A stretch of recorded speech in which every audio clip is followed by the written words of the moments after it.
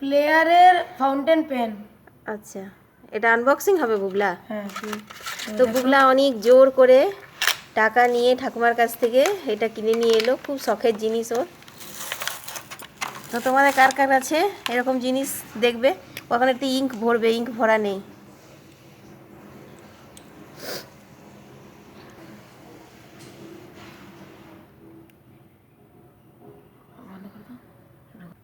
Lead fit দেয়নি বুবলা?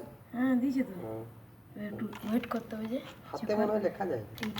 তো আমাদের সময়ের প্রসেস আর এখনকার প্রসেস আলাদা।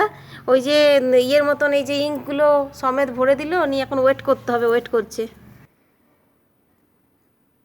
চলো এবার লিখে দেখা যাক, আর একবার দেখি।